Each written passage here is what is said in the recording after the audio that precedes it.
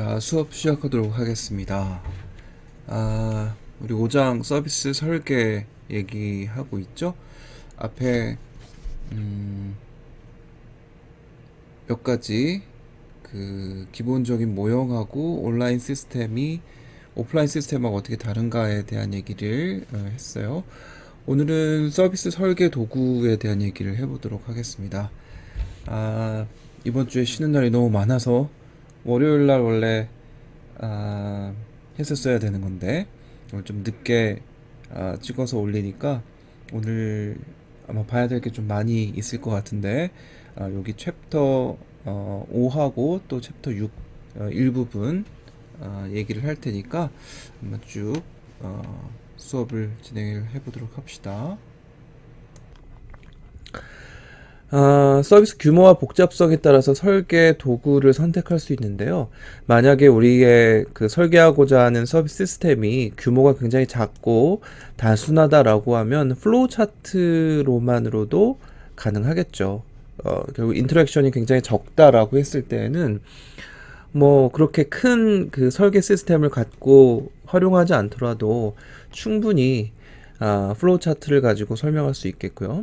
그 다음에 그거보다 조금 커진다라고 하면은 서비스 청사진을 가지고 블루프린트를 가지고 얘기를 해주겠고요. 아주 복잡하다라고 하면 UML을 활용을 할 겁니다. 또는 뭐 IDEF를 활용할 수 있는데 여기서는 UML을 활용하는 것까지만 여러분들하고 얘기를 해보려고 해요. 플로우 차트는 그냥 플로우를 쭉 따라가는 거죠. 서비스가 이루어지는 과정을 하나의 흐름도로 쭉 표현을 해주는 겁니다. 거기에서 실선과 점선이 역할이 약간 달라지게 되는데요. 실선은 고객이 직접 하거나 고객이 직접 상호작용을 하는, 그러니까 혼자서 직접 하거나 또는 상호작용이 필요한 걸 실선으로 표시를 하죠. 그래서 우리가 그 숙박업체, 호텔에 갔다라고 하면 주차를 하고 체크인을 하고 숙박을 실제로 진행하고 그 다음에 아침에 일어나서 조식을 먹고 체크아웃하는 이런 과정들은 기본적으로 고객이 직접 하는 것이 될 수 있겠고요. 그 다음에 인터랙션 하는 게 좀 필요합니다. 예약을 확인을 하는 거는 서비스 프로바이더하고 같이 해야 되기 때문에 실선을 했고요. 또 중간에 세미나를 갔다라고 하면 세미나를 제공하는 사람들하고의 인터랙션이 좀 필요하겠죠. 또 아침 운동을 할 때 기구 같은 것들이 필요할 테니까 여기선 실선을 집어넣었어요. 그런데 점선은 서비스 제공자가 하는 활동, 그러니까 고객과 인터랙션 없이 서비스 제공자가 하는 활동을 점선으로 표시를 하고요. 룸 서비스는 그러니까 이게 이제 전혀 인터랙션이 없는가라고 했을 때는 그거를 이제 구분짓기는 좀 어렵긴 한데 실제로 룸 서비스를 요청을 해야지 룸 서비스가 오는 거기 때문에 그거는 이 서비스 제공자가 제공하는 활동이 될 텐데 이거는 이제 기본적으로 숙박 업체에서 고객이 일반적으로 하는 활동들이라고 볼 수가 있겠고 그 다음에 룸 서비스나 관광 예약이라는 거는 특별한 고객의 요청에 의해서 서비스 제공자가 수행하는 활동이기 때문에 여기에서는 점선으로 표시를 했어요. 그래서 일반적으로 우리가 루틴하게 숙박업체에서 서비스를 받는 과정에서 고객이 직접 하거나 직접 상호작용을 하는 활동들은 실선으로 표시를 하고 또 서비스 일반적인 그런 프로세스가 아니고 그런 대상들에 대해서 서비스 프로바이더하고 약간의 인터랙션을 하면서 서비스 프로바이더가 더 많은 활동을 해야 되는 것을 여기서 점선으로 표시를 했다, 이렇게 얘기를 하면 될 것 같습니다. 이런 경우는 규모가 굉장히 작고 과정이 단순할 때는 그냥 간단하게 한번 플로우 차트를 그려보는 거죠. 그래서 시스템의 전체적인 구조를 파악하거나 인력, 자원, 정보의 이동을 이해하기에는 조금 한계가 있다. 그냥 단편적인 것만 보여주는 거기 때문에 전체적인 거를 보기에는 조금 어려움이 있다, 이렇게 할 수 있겠습니다. 그래서 우리는 그 서비스 청사진이라는 걸 많이 활용을 하게 됩니다. 서비스 청사진에서는 서비스 시스템을 정확하게 묘사하는 그림이나 지도로 이렇게 그 청사진을 그리게 되겠고요. 중간 규모의 서비스 설계도 작성에 적합하고 시스템적 요소가 반영이 될 수가 있는 거죠. 그러니까 이 서비스 시스템이라는 걸 우리 앞에서 얘기를 했었는데 그런 서비스 시스템적인 그런 관점에서 조금 더 그 상세하게 분석해보고 그걸 통해서 인터랙션도 명확하게 알 수가 있고 그 설계도를 보면서 어디에서 페일리어가 발생하는지 혹은 대기가 발생하는지 딜레이가 대기 웨이팅이 발생하는지 또 디시전 해야 되는 포인트는 어디에 있는지 이런 것들을 보게 되면 지금 우리의 전체적인 서비스가 어떤 모양으로 있고 또 어디에서 문제가 발생을 하고 있거나 또는 앞으로 할 것 같다라는 것들을 커뮤니케이션 하기 위해서 이런 그림을 그려서 얘기를 하기도 합니다. 따라서 이 서비스 청사진은 서비스 시스템의 전체적인 구조를 얘기를 해주고 있고요. 이 구조에는 몇 가지 중요한 내용들이 있는데 일단 제일 중요한 게 이제 가시선이라는 게 있어요. 가시선이라는 거는 고객한테 보이는 지점 그리고 고객한테 보이지 않는 지점 이걸 갈라놓는 선이라고 할 수 있겠고요. 가시선을 기준으로 백오피스와 프론트 오피스를 나누게 되는 겁니다. 고객하고 인터랙션이 존재하는 부분을 프론트 오피스라고 뒤쪽에 있는 공간을 백오피스라고 얘기를 했잖아요. 그래서 이거를 구분 짓는 거를 가시선이라고 얘기를 하고 서비스 시스템의 관리 포인트는 실패 지점. 지금 우리가 앞에서 주문을 받는 쪽에서 실패가 일어나고 있다. 불만사항이 굉장히 높다라고 하면 거기를 체크를 해줄 수가 있는 거죠. 그래서 이런 실수나 오류가 일어날 수 있는 잠재적 가능성을 아예 없애는 그런 그 시스템으로 가져갈 수가 있겠죠. 그래서 실패 지점에 발생할 수 있는 그런 내용들이 어떤 게 있는가라는 것들을 보고 그걸 아예 없애거나 혹은 그게 발생을 하게 되면 우리 서비스 시스템을 실패 조짐이 일어나는 게 보이는 실패 조짐이 보이는 순간에 시스템 작동을 멈추게 해버리는 fail safe 장치라고 우리가 얘기를 하는데 fail safe 장치를 설치를 하는 그래서 작동을 멈춰서 실패가 일어나지 않게 하는 이런 서비스 시스템을 얘기를 할 수가 있겠죠. 그래서 뭐 주문할 때 문제가 발생할 수 있다라고 하면 주문하는 과정을 딱 멈춰버리는 이런 방식으로 서비스를 하게 되면 그러면 서비스 실패가 없겠죠. 또는 실패가 일어나면 빠른 시간 안에 복구할 수 있는 절차와 방법을 미리 매뉴얼로 만들어 놓거나 이렇게 하면 우리가 이제 산업공학도니까 그런 시스템에서의 문제 같은 것들을 사전에 예방하거나 또는 문제가 일어났을 때 서비스 실패가 일어났을 때 그걸 바로 복구할 수 있는 그런 준비를 해두는 게 우리한테는 중요한 부분입니다. 그 다음에 대기 지점의 위치도 보여주게 되는 거죠. 고객이 서비스 시스템에 들어올 때 서비스를 받지 못하고 기다려야 될 가능성이 되게 높은 거예요.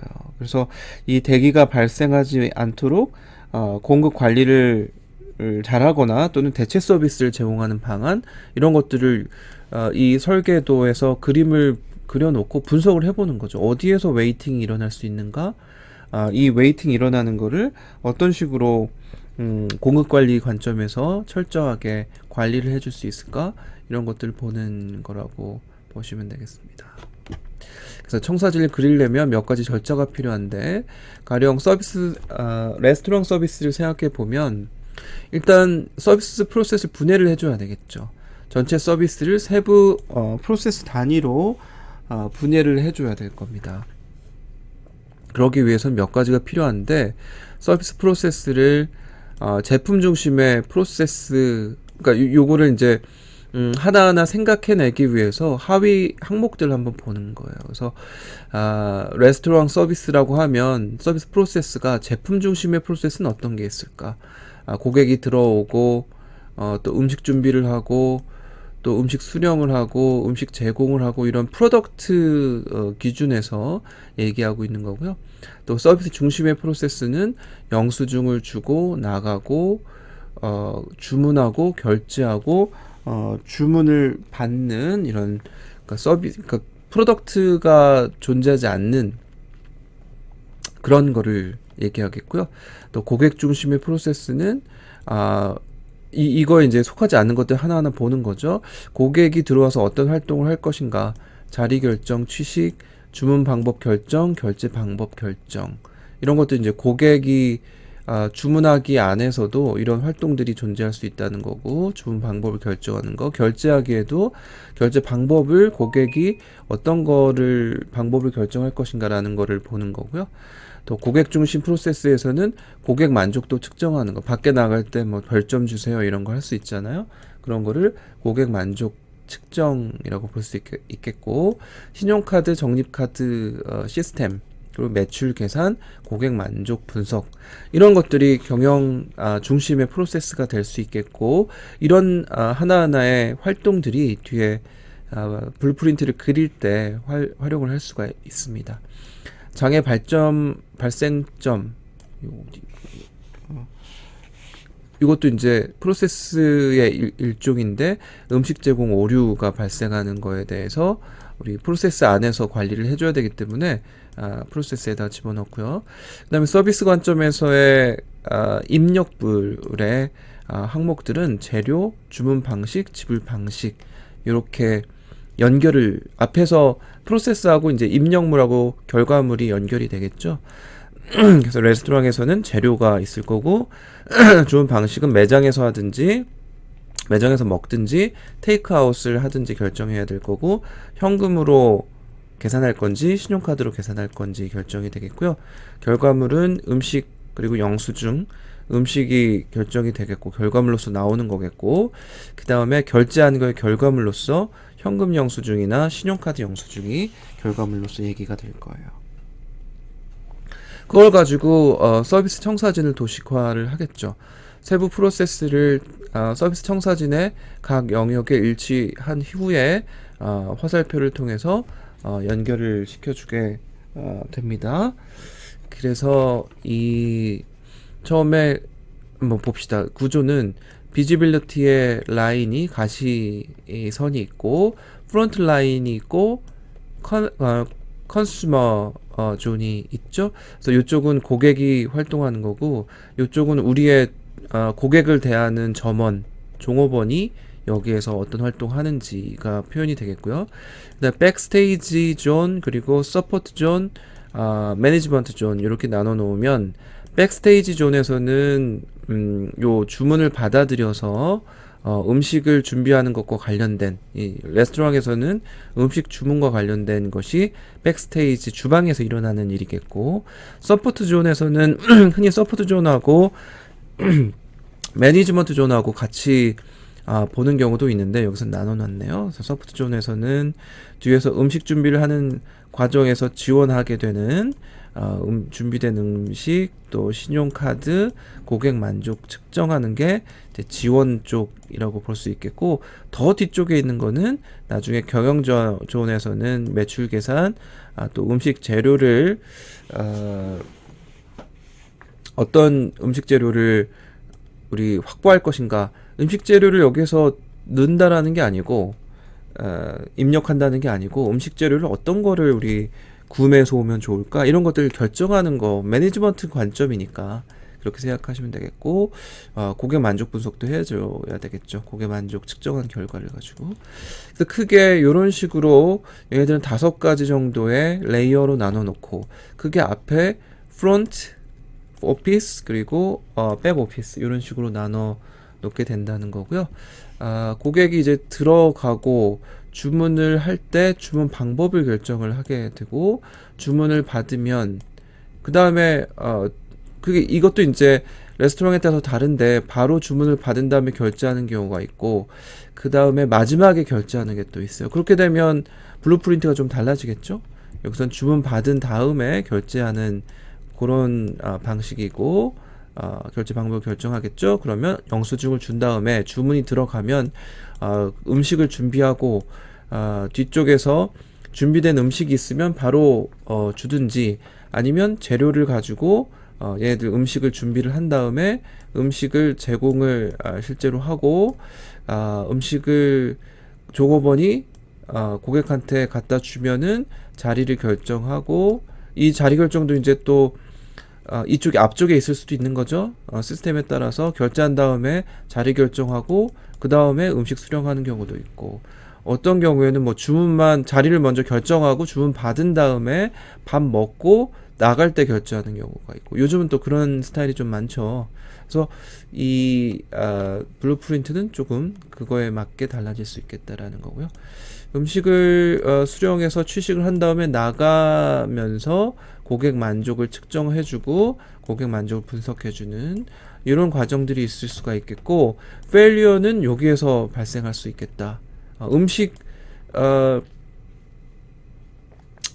제공하는 거에 다른 음식이 나갈 수도 있다는 거죠. 그래서 이 주문받은 거하고 그 음식 준비된 거 가지고 우리 볼 때 음식 제공이 좀 잘못됐다라고 하면은 여기서 페일리어가 발생할 수 있고 다시 한번 주문 받기를 정보를 체크해서 다시 한번 음식이 제대로 제공이 되게 하든지 아니면 뭐 다른 사람한테 전달이 됐으면은 그 정보를 다시 받아서 수령할 수 있도록 만들어주게 되는 거죠. 그래서 실패 지점이나 대기 지점을 명시해서 이런 문제를 해결하는 프로세스가 부가적으로 제시가 될 수 있겠다. 그래서 굉장히 많이 활용이 되는 거기 때문에 여러분들도 잘 알아두십시오.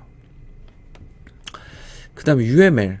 UML은 Unified Modeling Language. 아마 뭐 정보 시스템 관련된 과목에서 UML 여러분들이 배우셨을 것 같아요. 이 수업 시간에는 UML에 대해서는 자세하게 여러분들하고 얘기하진 않을 겁니다. 다만 이제 UML에서 활용되는 다이어그램 중에 서비스 쪽에서 활용될 수 있는 것들이 어떤 게 있는가 이런 얘기들을 해보고 싶은 거죠. 제가 대학원에 다닐 때 벌써 20년이 넘은 얘기네요. 그 당시에 이제 서비스 공학에 대해서 고민을 하고 있을 때 고민이 많았죠. 이 서비스를 우리가 앞으로 제조 제품보다는 서비스 쪽에 기회가 많이 있을 거다라고 해서 서비스를 열심히 연구를 할 때였는데 그때 서비스 공학적이다라고 하면 서비스 설계 쪽으로 우리 관심을 좀 가져야 되지 않겠느냐라고 해서 제가 교보문고에 가서 책들을 막 다 뒤졌어요. 서비스에 관련된 책이 어떤 게 있을까 몇 시간 뒤지다가 발견을 해낸 게 서비스 디자인을 위한 UML이라는 그런 책을 제가 두꺼운 책을 발견했고 그걸 사다가 연구실에 그 전파를 시켰죠. 그래서 그런 걸 가지고 이제 그때부터 우리 원래 소프트웨어 개발할 때 설계할 때 UML을 이용하는 건데 이게 서비스를 설계할 때도 아주 잘 워킹한다는 그런 연구들이 있었어요. 그래서 그걸 가지고 이 서비스 시스템 설계하는 거에도 이런 이 도구를 활용해서 한번 해보자라는 거죠. 그래서 되게 복잡한 서비스 설계에 적합하고요. 또 레셔널 로즈 같은 소프트웨어가 있기 때문에 그걸 가지고 UML을 작성을 해볼 수 있습니다. UML을 UML을 만드는 데 있어서는 몇 가지 구성 요소가 필요한데 자원이 필요하고요. 물리적, 추상적, 뭐 정보, 인력 이런 리소스가 필요하겠죠. 그래서 서비스를 만드는 데 있어서 이 상품이나 원자재, 부품, 제품 서비스는 그냥 필요한 서비스로만 있는 건 아니기 때문에 재화가 필요할 거예요. 뭐 뭔가 프로덕트가 있어야지 서비스도 전달이 될 수 있는 거죠. 그래서 상품이나 뭐 원자재, 부품, 뭐 이런 것들이 물리적 자원으로 고려할 수 있는 게 어떤 게 있을까? 아까 레스토랑에 대해서 얘기할 때도 음식에 재료가 들어갈 테니까 그런 것들은 어떤 게 있는지를 한번 파악을 해봐야 되겠고, 그다음에 추상적 자원은 비즈니스에 필요한 아이디어나 개념이라고 할 수 있겠고요. 뭐 이런 거는 추상적으로 뭐 계약이나 주문은 어떻게 할 건지, 뭐 결제는 뭐 카카오페이로 할 건지, 이런 아이디어를 내기 위해서 추상적으로 고려해야 되는 그런 자원들, 이런 것들을 얘기할 수 있겠고요. 그 다음에 정보, 재화나 개념 다른 정보를 표현을 해놓은 거를 얘기를 할 수 있겠고요. 그런 거는 뭐 고객 프로파일 그런 것들을 활용할 수가 있겠죠. 그 다음에 사람, 종업원들을, 이런 것들이 다 자원이라 할 수 있겠고요. 프로세스는 이런 앞에서 이제 이런 그 자원들을 가지고 어떤 활동들을 할까? 아까 계약이나 또는 주문 결제 이런 것도 활동일 수 있어요. 그런데 여기 위에서 얘기하고자 하는 것은 비즈니스를 우리 새롭게 만드는 데 있어서 필요한 개념을 어떤 걸 대상으로 아이디어를 낼 것이냐. 주문을 좀 온라인으로 하게 하는 그런 아이디어를 가지고 있다. 혹은 결제를 뭐 카카오페이로 실제 신용카드나 현금 없이 결제를 하는 아이디어를 가지고 서비스를 제공하겠다. 뭐 이런 거에 기반이 되는 자원을 말하는 거고요. 실제로 이제 활동을 하는 게 거기 들어가겠죠. 앞에서 블루프린트에서 뭐 주문 받기, 음식 제공 이런 것들이 활동일 수 있겠고, 그 다음에 이벤트라는 거는 특정 프로세스 변화의 기록. 그래서 그 주문을 받는다라고 했을 때 이게 뭐 몇 분마다 혹은 몇 초마다 뭐 어떤 주문들이 오는가, 이런 이벤트가 생기는 거를 얘기를 합니다. 그래서 예를 들면 우리가 웹에서 혹은 뭐 앱에서 금융 서비스를 이용을 하면 뭐 로그인을 하고 메뉴관에 그 금융 서비스 메뉴에서 내가 이체를 할 건지, 뭐 송금 이체, 송금하고 비슷한 건가? 뭐 이체를 할 건지, 혹은 뭐 대출을 할 건지, 이런 서비스를 선택을 하게 되면 그런 것들이 이제 이벤트가 되는 거죠. 어떤 서비스를 선택했다, 이런 거가 하나의 이벤트가 되는 거고, 그 메뉴에서 이루어지는 개별 활동들, 이런 것들을 하나하나 프로세스라고 얘기를 할 수 있습니다. 그래서 예를 들어 이제 메뉴가 있다라고 하면 서비스 메뉴 중에 어떤 걸 선택했는가, 이런 게 이벤트가 되는 거고요. 그런 활동들을 선택한다라는 활동들은 이제 프로세스가 되는 거죠. 이해가 되시나요? 어떤 활동들은 프로세스라 할 수 있겠고, 그 활동을 해서 나온 결과물들, 이런 것들이 이벤트가 될 수 있겠습니다. 그 다음에 목표는 정성적 목표와 뭐 정량적 목표, 이런 것들을 가지고 수취할 수 있는 목표, 수취할 수 있는 목표와 없는 목표, 이렇게 나눠 놓고 있는데, 그건 한번 읽어보세요. 자, 그래서 앞에서 우리가 얘기했습니다. 자원이라는 게 어떤 건가 얘기를 했고, 이거는 뭐 한번 읽어보시고, 이 프로세스도 서비스를 구성하고 있는 활동들의 집합, 인풋, 아웃풋,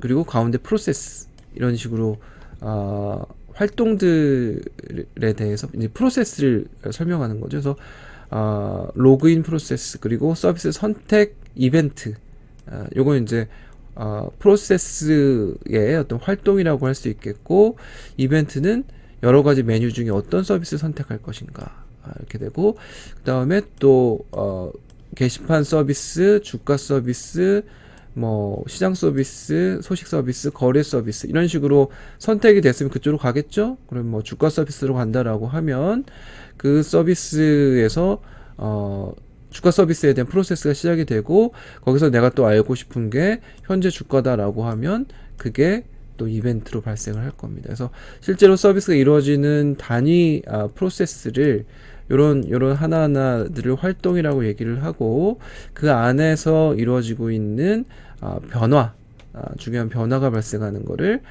이벤트라고 얘기를 하는 거죠. 그래서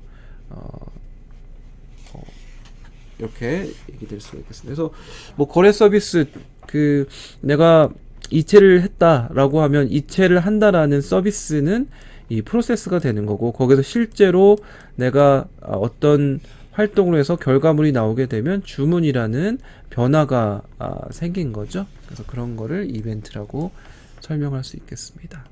목표는 우리 스킵합시다. 자, 이제 중요한 거는 다이어그램인데 아마 여러분들이 많이 해보셨을 것 같아요. 우리 UML 이용해서 이런 디자인 같은 것들은 많이 해보시지 않았을까 싶고 그 중에 여러 가지 다이어그램 중에 유즈 케이스 다이어그램하고 또 시퀀스 다이어그램 두 개만 집중적으로 한번 보겠습니다. 유즈 케이스 다이어그램이라는 거는 서비스 시스템의 사용 형태를 기술하는 표준 표기법이라고 얘기를 했어요. 그래서 사용자에 의해서 어떤 행태로 시스템이 사용되는가를 보여주는 거죠. 예를 들어 보험 서비스 시스템이다라고 하면 고객이 있을 거고 보험 서비스를 받는 그 다음에 보험 판매원이 있을 거고 보험료 사정인 뭐 1년 자동차 보험료가 얼만가라는 것들을 계산해주는 사람이 있어야 될 거예요. 그리고 또 사고가 일어났을 때 이게 뭐 할증이 얼마나 될 것인가 그리고 이 사고의 자기 분담금이라고 하나요? 그런 거는 얼마를 내야 될 것인가 액터가 필요하겠죠. 자, 그럼 이 전체적인 보험 서비스 시스템이라는 서비스 안에서 어떤 구성 요소를 어떻게 얘기할 것인가 라는 게 유즈 케이스 다이어그램인데 거기에는 subject, actor, use case 이런 게 발생이 되고요. 서브젝트라는 거는 개발하고자 하는 서비스 시스템을 우리 서브젝트라고 얘기를 하고요. 또 그 서브젝트 안에 서비스 시스템을 이용하는 사용자, 그거는 고객이 될 수 있고 보험 판매원과 보험 사정인이 요 시스템, 서비스 시스템, 이거는 이제 물리적인 서비스 시스템이라고 보셔도 좋고 그게 아니고 다음과 같은 내용을 찾았습니다. 죄송합니다. 네, 물리적인 시스템일 수도 있고 추상적인 서비스 시스템일 수도 있어요. 굳이 어떤 시스템, 정보 시스템에 접속해서 액터들이 어떤 정보를 이용하는가라는 거를 굳이 그거에만 국한될 건 아니고 전체적인 서비스 체계라는 관점에서 액터들끼리 어떤 인터랙션을 하는가라는 걸 보는 거기 때문에 그 안에는 이런 액터들이 들어간다는 거고 이걸 이제 여러분들이 잘 찾아야 되겠죠? 여러분들이 어떤 액터들이 존재할 수 있는가를 잘 찾아야 될 것이고 거기서 유즈 케이스 시스템 행동들은 어떤 행동들을 각각의 사람들의 뭐 인터랙션이 있을 수도 있고 그냥 자신의 혼자만의 액션일 수도 있을 거예요. 그래서 가령 고객이다라고 하면 보험서 계약서에 사인을 하고 또 자동차 보험 정보와 생명보험 정보를 확인하는 이런 활동들을 해야 되는 거고 그걸 바탕으로 보험료를 납입을 요 시스템에서 해야 되고 또 보험 판매원은 고객 통계와 보험 통계, 사고 통계를 이 보험 서비스에서 활용할 수가 있는 거고 보험료 사정인은 고객하고 인터랙션을 해서 사고가 일어났을 때 사고 신고를 하고 거기에 대해서 보험료를 사정해서 보험료 납입을 또 할 수 있도록 이렇게 인터랙션을 해주는 거죠. 그래서 여기에 이게 뭐 파이널 셋은 아닌 것 같아요. 보험 판매원하고 고객하고 또 인터랙션하는 뭐 여러 가지 활동들이 있을 텐데 아마도 보험 계약서 사인을 하는 과정에서 아마 보험 판매원도 이렇게 관여를 해줘야 되겠죠. 그래서 그런 식의 유즈 케이스 다이어그램을 만들어서 이용을 해줄 수가 있을 거예요.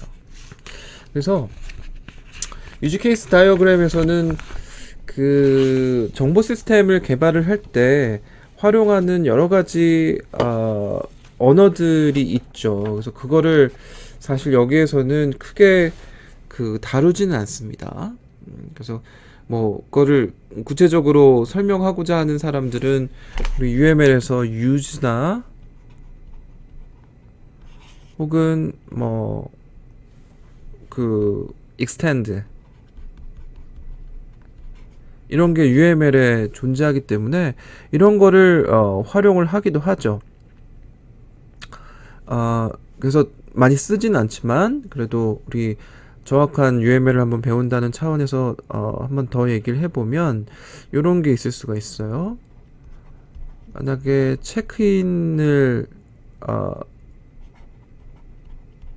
한다. 패신저를 체크인을 한다라는 이런 활동이 있다면은 거기에서 그러면 패신저 체크인을 할 때 어떤 거를 활용할까, 이용할까라고 했을 때 여기에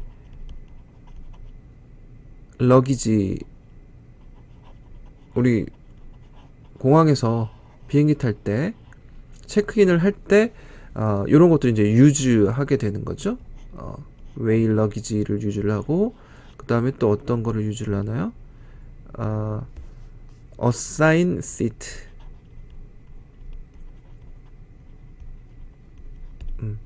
그래서 체크인 패신저를 여기 고객하고 액터들이 또 있을 거고 그 다음에 여기에 종업원이 있을 겁니다.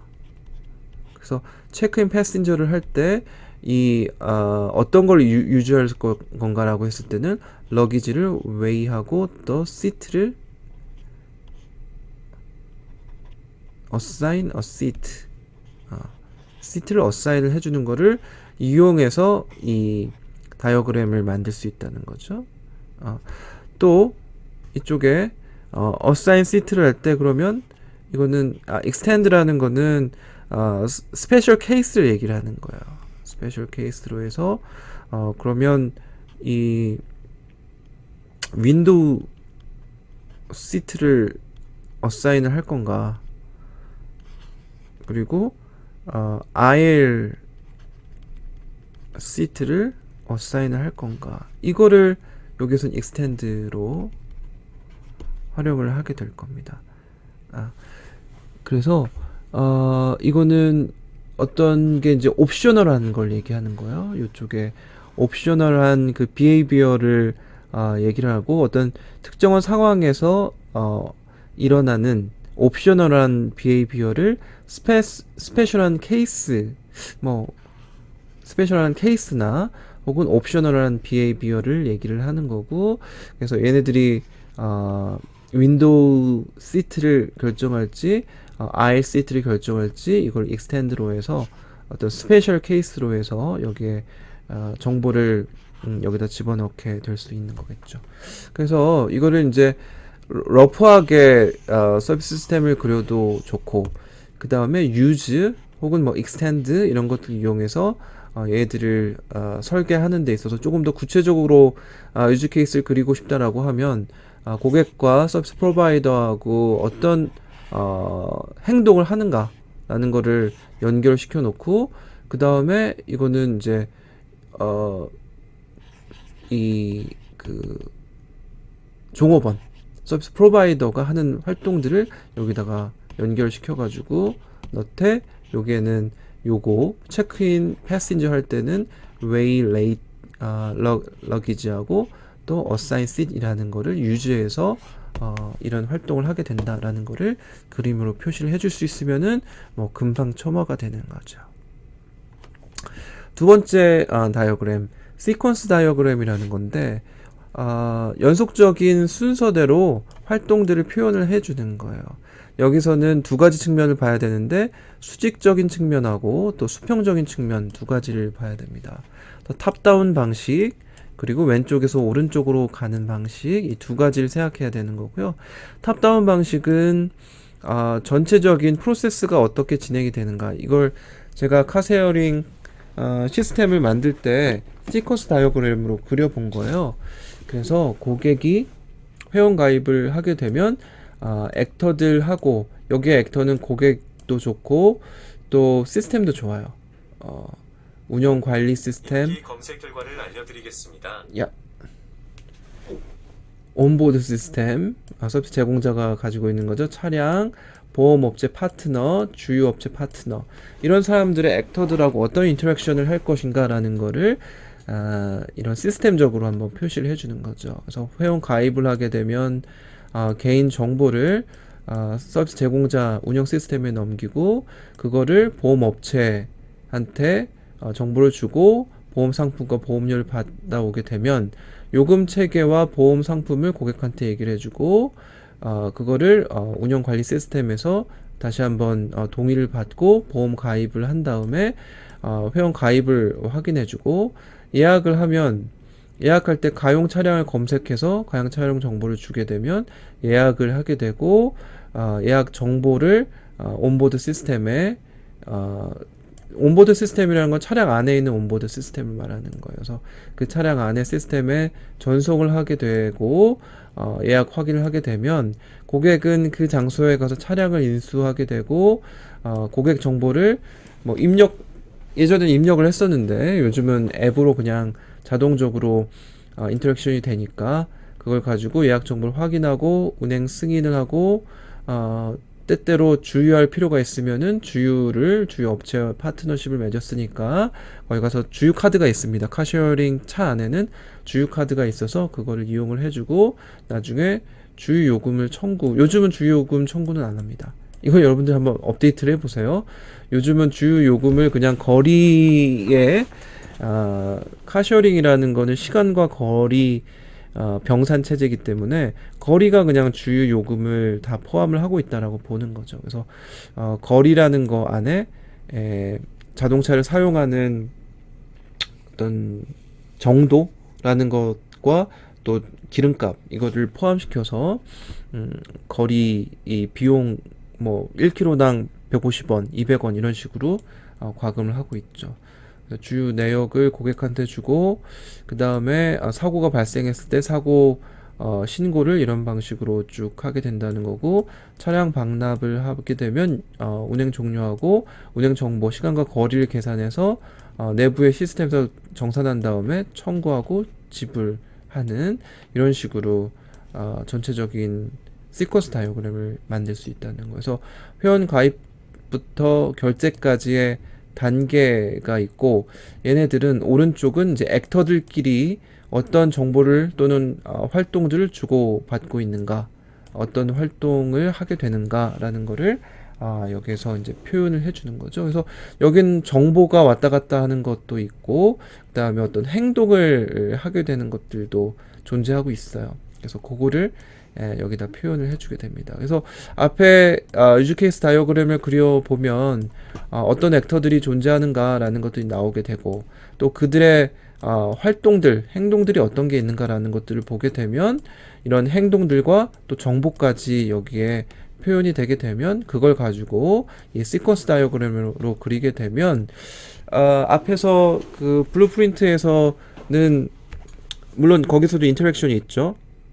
거기서는 다만 시스템의 크기가 그렇게 크지 않은 경우에 서비스 프로바이더하고 또 고객과 어떤 인터랙션을 하고 있는가라는 것 정도만 보여주는 건데 이 UML에서는 어떤 정보가 왔다 갔다 하는가 그리고 각각의 정보 시스템과 또 액터들끼리의 정보의 주고받음 또 어떤 활동 행동의 인터랙션 이런 것들을 이제 표현할 수 있기 때문에 굉장히 많이 활용이 된다라고 볼 수 있겠습니다. 그래서 여러분들 오늘 이 UML하고 블루프린트 얘기를 드렸는데 그런 것들을 활용해서 여러분들 한번 지금 이제 턴 프로젝트를 진행을 해야 될 텐데 그런 것들을 반영해서 진행을 해 보시길 바랍니다.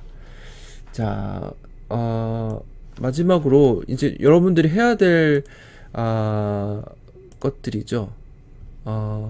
여러분들이 이제 앞으로 이런 서비스들을 이제 설계를 하는 거를 이제 얘기를 해야 될 거예요. 이제 하나하나 아이디어를 내고 그거를 바탕으로 해서 이 그 서비스 설계를 하는 도구들을 활용해서 서비스 블루프린트 그리고 UML 이런 것들을 이용해서 이제 설계를 해줘야 될 겁니다. 그래서 요즘 이제 재밌는 서비스들이 되고 있는데 그런 것들을 한번 쭉 훑어볼 필요가 있는 것 같아요. 요즘 되게 재밌게 제가 본 게 이 식당 로봇인데 우리나라에서도 1년, 2년 전 중국에서도 그렇고 많이 이용을 하시고 있는 것 같아요. 먼 나라 이 얘기가 아니고 우리나라에서 실무에서 현장에서 적용이 되고 있는 것들입니다. 한번 보시죠.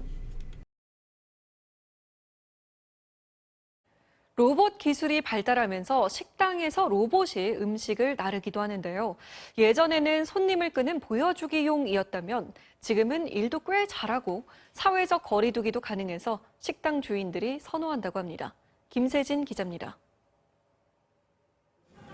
손님들 식사가 한창인 한 갈비집. 주문이 들어오자 로봇이 움직이고 층층이 냉면과 반찬을 쌓아 테이블로 가져옵니다. 주문하신 메뉴가 도착했습니다. 뜨거운 찌개로부터 각종 반찬까지 로봇이 날라오면 종업원과 손님은 내리기만 하면 됩니다. 서로 음식을 내오다가 마주치면 급한 주문부터 갈 수 있도록 길을 비켜줍니다. 손님들은 추가 주문을 하거나 반찬을 요청할 때 로봇이 들고 오니 마음 편하다고 말합니다. 언제든지 또 부담 없이 자주 이렇게 시켜서 부를 수 있고 또 그런 부분에 있어서는 상당히 좋은 부분도 있는 것 같습니다. 손님이 여러 번 주문시키니까 아줌마는 바쁘고. 최근에 감염병 확산도 로봇 종업원, 즉 비대면을 선호하게 만드는 계기가 됐습니다. 또 최근 들어서는 코로나 어떤 그런 것 때문에 대면하기보다 좀 더 부담이 없이 그냥 저희가 계속 주문을 하더라도. 대형 식당들은 로봇 종업원에 큰 만족을 표합니다. 한 대 대여 비용은 월 90만 원. 인건비보다 적게 드는 데다 쉬는 시간 없이 24시간 많은 일을 할 수 있기 때문입니다. 이 고깃집도 최근 로봇 2대를 대여했는데 로봇이 나르는 음식의 양은 사람의 10배 이상입니다. 사람 구하기가 너무 힘들더라고요. 여기가 홀이 다 차면은 7명, 8명이 근무를 해야 되는데.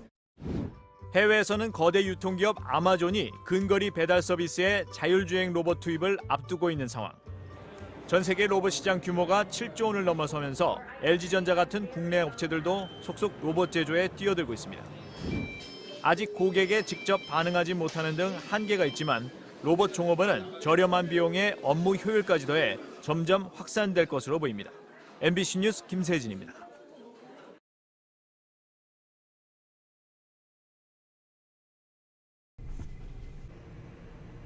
IDF에 대해서는 수업 시간에 다시 한번 얘기를 해보도록 하겠습니다. 앞에 거는 온라인으로 하고 요 뒤에 있는 거는 오프라인에서 수업 시간에 만나서 앞에 얘기했던 거 서머리 조금 더 해보고 뒤에 거 얘기 다시 해보도록 할게요. 네, 5장은 여기서 마치도록 하겠습니다.